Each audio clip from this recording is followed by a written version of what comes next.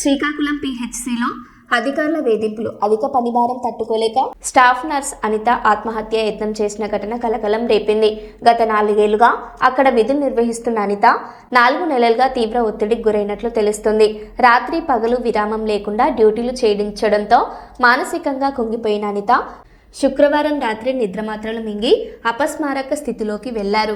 తోటి సిబ్బంది వెంటనే ఆసుపత్రికి తరలించగా ఈ పరిస్థితికి కారణమైన వారిపై చర్యలు తీసుకోవాలని కుటుంబ సభ్యులు డిమాండ్ చేస్తున్నారు. సెలవు పెట్టుకుని మధ్యాహ్నం లీవ్ ఇచ్చారు. మళ్ళీ 10:30కి డ్యూటీకి వచ్చి జాయిన్ అవ్వమని టార్చర్ పెట్టేస్తున్నారు. ఫోన్ చేసి 10:30కి డ్యూటీకి వచ్చి చేస్తాం. ఇవాళ ఉంది ఆ స్టాఫ్ మొత్తం తెలిసి వాడు కూడా వచ్చారు. పిల్లలు ఫంక్షన్ వచ్చి ఆ రోజు మధ్యాహ్నం పెట్టినారు సెలవు, నైట్ సెలవని ఒప్పుకున్నారు. ఒప్పుకొని మళ్ళీ 9:30-10కి డ్యూటీకి రమ్మని. మరి ఎవరో అడ్జస్ట్ చేయడానికి కుదరదో లేదో తెలియదు. మరి అప్పుడు రమ్మంటే ఎలా వస్తుంది? ఆ టైంలో ఫోన్ చేయొచ్చు, మేనేజ్ చేసుకునే డాక్టర్ గారు చేసుకోవాలి కదా, లేకపోతే స్టాఫ్ చెప్పుకోవాలి. మరి అలాంటివన్నీ దాని మీద ఉద్దేశం దాన్ని బాగా ఇబ్బంది పెట్టేస్తున్నారు. మరి ఏం జరుగుతుందో మాకైతే తెలియదు. బాగా టార్చర్ పడుతుంది 3 నెలల నుంచి.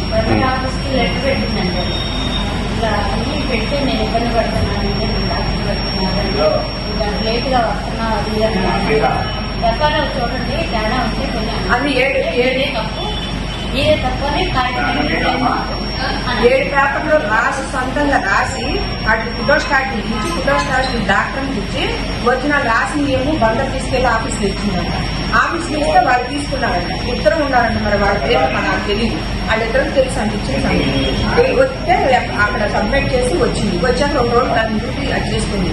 మొన్న సాయంత్రం డ్యూటీలో ఫోన్ చేసి నువ్వు కాగితాలు సబ్మిట్ చేయలేదు, నీ మేడం ఇచ్చిన కాగితాలు ఫైల్ పంపించి ఇష్యూ చేయమంటావా అని చెప్పేసి దాన్ని బెదిరించారంట.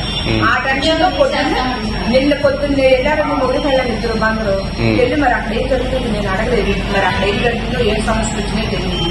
అదేమంటే ఈసారి వదిలేస్తున్నాము, ఈ నెక్స్ట్ సారికి మేము ప్రాబ్లం మీకు ఎలాంటి చెప్తే ఏదో చెప్పారని సంథింగ్ మరి ఏమన్నారో మాకు చెప్పలా. అది జరిగిందన్నట్టుగా తెలిసింది.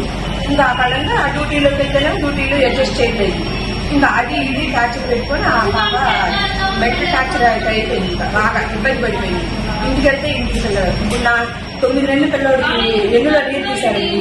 9 నెలలు పోస్ట్ మార్టం అన్నారు. 5 నెలలు అయింది. 6వ నెలలో మెడికల్కి